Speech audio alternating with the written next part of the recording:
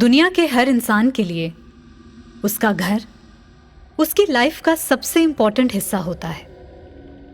और हमारे हिसाब से हमारा घर एक ऐसी जगह है जहां हम सेफ फील करते हैं। लेकिन अगर हमें उसी घर में डर लगने लगे और हम अपने ही घर में अनसेफ फील करने लगें, तो एक बार के लिए उस फैमिली की पूरी दुनिया डेड एंड पे आ जाती है।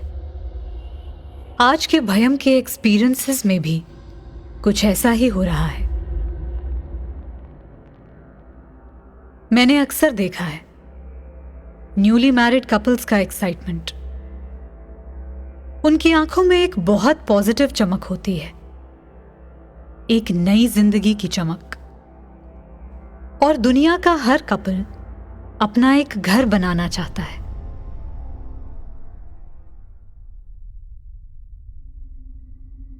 हाय, मैं अमृता दीक्षित। मैं उस समय 22 साल की थी जब मेरी शादी हुई। उसके पहले ऐसा कुछ एक्सपीरियंस नहीं था, बट शादी होने के बाद मेरे लिए पूना नया था। हम पूना शिफ्ट हुए। मेरे हस्बैंड के लिए भी पूना नया था और बिना सोचे समझे, बिना किसी से पूछे, हमने फ्लैट रेंट पे लिया। उस फ्लैट में क्या हो रहा है, कैसे पहले फ्लैट था, हमें कुछ पता नहीं था। बस किसी फ्रेंड ने सजेस्ट किया और हमने वो रेंट पे ले लिया। बस उसी दिन से सारी प्रॉब्लम्स स्टार्ट हो गई। भगवान अजीब तरीके से फूल काले हो रहे थे भगवान के ऊपर के, और घर में अजीब अजीब सी आवाज़ें आ रही थी। हम लोगों ने सारी चीज़ें इग्नोर की। बट एक दिन जब मैं चाय बना रही थी तब मेरे पीछे से किसी ने बहुत ज़ोर से जंप किया। मुझे लगा मेरा वहम है या कहीं और से आवाज़ आ रही है, बट पूरी सोसाइटी साइलेंट थी। कहीं से कोई आवाज़ नहीं। पीछे से बहुत ज़ोर से जंप करने वाला एक डरावना आवाज़ आया मुझे। बेसिन पे सारे काफ़ी बर्तन रखे थे, सारे गिर गए। मेरा डर और बढ़ गया। हस्बैंड घर में आने के बाद उनको मैंने बताया कि ऐसा कुछ हुआ।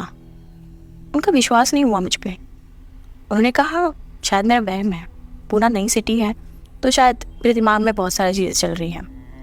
मैंने भी सोचा हाँ, हो सकता है। ऐसे ही कुछ दिन बीत गए। धीरे धीरे करके हम लोगों को उस चीज़ की आदत होने लगी। एक दिन ऐसी नवरात्रि चल रही थी और घर में अजीब सी बदबू फैलनी शुरू हो गई।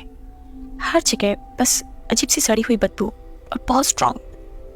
मैंने रात में ही पूरे सारे घर में चेक किया, लेकिन मुझे कहीं से कोई बदबू पता ही नहीं चल रही थी कि वो कहाँ से आ रही है। लेकिन हाँ, वो कहीं से तो आ रही थी। हर घर में, हर कोने में, घर के पता नहीं कहाँ से वो बदबू आ रही थी, बट बहुत स्ट्रांग बदबू थी।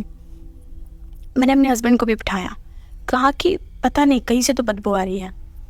उन्हें भी बदबू आ रही थी। फिर हम जैसे तैसे करके कुछ दिन निकाले। उसके बाद मेरी बुआ सास है, उनकी बेस्ट फ्रेंड, उनका सिलेंडर एक्सीडेंट में जल के डेथ हो गई। उनकी काफ़ी क्लोज थी मैं। मुझे पता नहीं था कि ऐसा भी कुछ होता है कि किसी सोल की आपको इनविटेशन आए, बट ऐसा ही हुआ। कुछ दिन बीतने के बाद घर में एक अजीब सी आवाज़ आई। मेरे नाम से कोई मुझे पुकार रहा था, 1 बार, 2 बार, 3 बार। उसके बाद मैंने रिस्पॉन्ड किया, तुम चलो मेरे साथ। अमृता, तुम चलो मेरे साथ। इस घर में तुम्हारे लिए कुछ नहीं बचा, तुम चलो। ऐसे ही कुछ अजीब सी इनविटेशन मुझे मिली। जब मैंने नहीं कहा तो वो अजीब सी आवाज़ गायब हो गई। और बस उसके बाद से हमने डिसाइड किया अब हमें इस घर में नहीं रहना। कुछ तो था उस घर में जो हमें डिस्ट्रॉय करने के पीछे लगा हुआ था।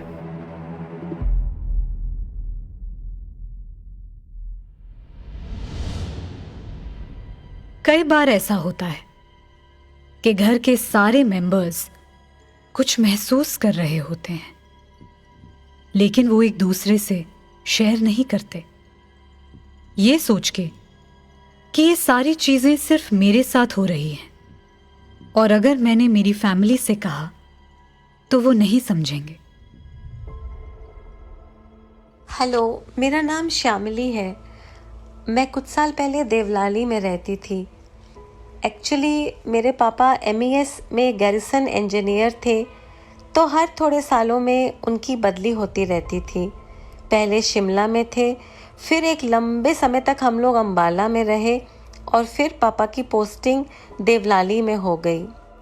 मुझे याद है वहाँ पर आर्मी पब्लिक स्कूल में मैं क्लास 12th में पढ़ती थी। ये उसी दौरान की बात है। हम लोग एमईएस के फ्लैट्स में रहते थे और घर पर मैं, मेरी बड़ी बहन, मम्मी और पापा थे।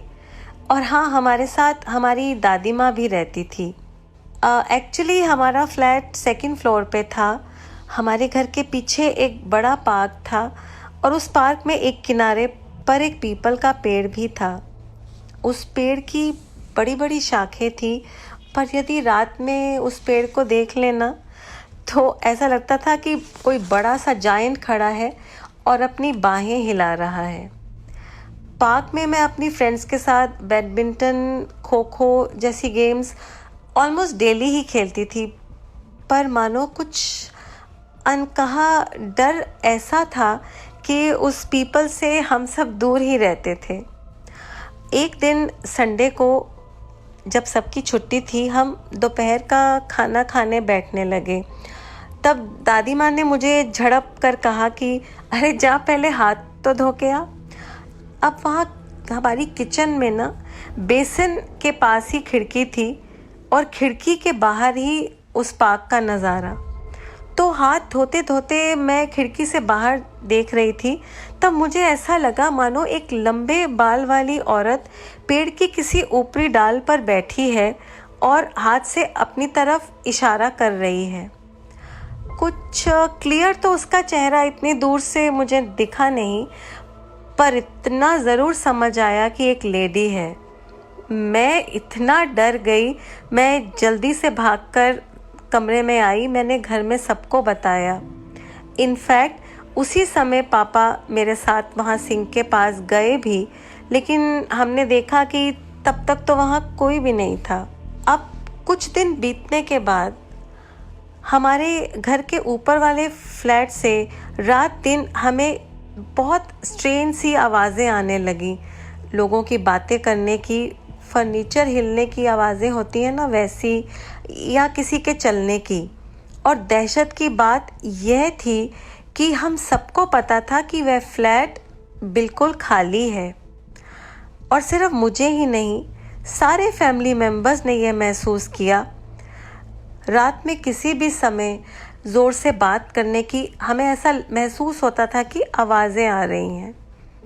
इनफैक्ट पापा ने सोसाइटी ऑफिस से कहकर उस फ्लैट को खुलवाकर चेक भी करवाया।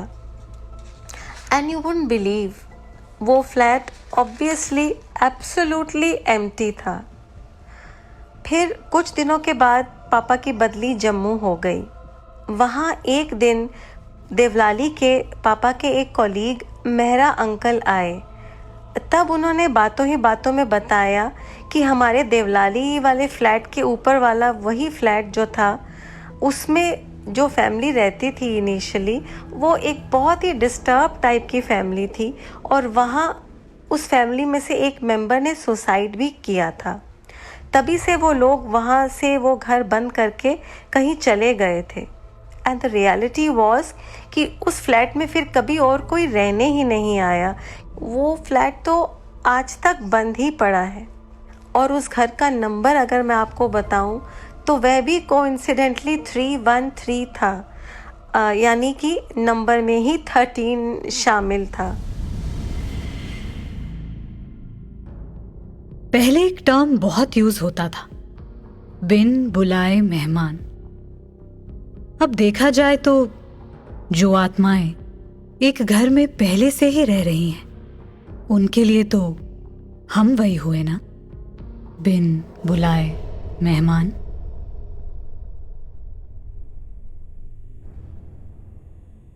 मेरा नाम है मिनौली नंदवाना। ये एक्चुअल में मेरे कज़न के साथ में हुआ है।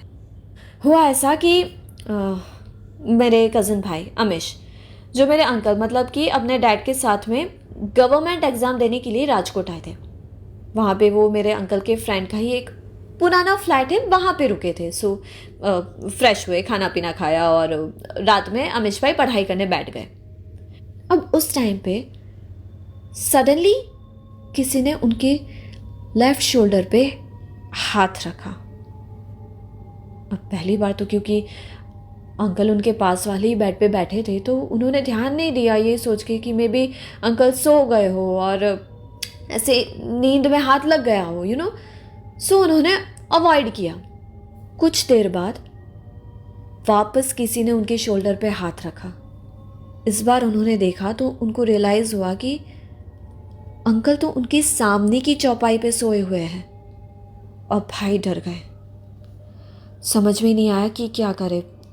वो पीछे की तरफ से कुछ आवाज़ आई, पीछे देखे तो वहाँ पे एक वेंटिलेशन की स्पेस होती है ना, छोटी सी गोल सी, तो वो स्पेस में उनको कुछ तो ऐसा लगा, लाइक जैसे वहाँ से कोई उनको कंटिन्यूसली देखे जा रहा है। क्या कौन पता नहीं, बट कुछ तो है, ब्लैक शेडो जैसा। अब पता करने के लिए उन्होंने चेयर ली, चेयर पे चढ़े और चढ़ के देखा कि वहाँ पे कोई भी नहीं है। सडनली रूम का माहौल चेंज होने लगा, दरवाज़ा एकदम ज़ोर से खुलने और बंद होने लगा। और वो फ्लैट भी 7th फ्लोर पे था, जो सबसे आखिरी था।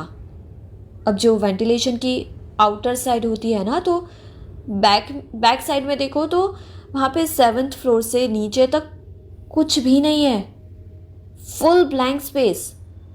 रात भर परेशान रहे। सुबह हुई, जैसे तैसे करके वो वहाँ से निकले और नीचे उतर गए। वॉचमैन के पास गए और जाते ही सीधा पूछा कि क्या प्रॉब्लम है वहाँ पे, ये जो भी कुछ हुआ क्या था, वो कोई टेरेस पे रहता है क्या, या किसी और को चाबी दे दी है, क्या है। थोड़ा डांटा उसको। तो वॉचमैन ने पूछा कि कौन से फ्लैट में आए थे आप। भाई ने कहा कि यही 7th फ्लोर पे कॉर्नर में जो है 707। वॉचमैन ने बताया कि साहब वो तो बहुत टाइम से बंद है, वहाँ तो कोई भी नहीं रहता। भाई ने कहा कि हाँ वो पता है हमें, पापा के फ्रेंड का ही फ्लैट है। वॉचमैन ने बोला कि पहले भी एक टेनेंट आया था जिसके साथ सेम चीज़ हुई है, बिकॉज उसने भी यही चीज़ें बताई है जो आप बता रहे हो। आवाज़ें आना, चीज़ें टूटना, दरवाजे का अपने आप खुलना और बंद होना। अब ये सब होने और सुनने के बाद भाई जो डरे हैं, सीधा वहाँ से एग्ज़ाम देने गए। एग्ज़ाम ख़त्म होते ही फ्लैट से सामान उठाया और निकल गए। और अंकल तो उतने टाइम बाहर ही बैठे रहे, वो तो फ्लैट में गए ही नहीं। अब वो अगर राजकोट आते भी हैं ना, तो वो फ्लैट तो क्या, उस पूरे एरिया तक में भी नहीं जाते हैं।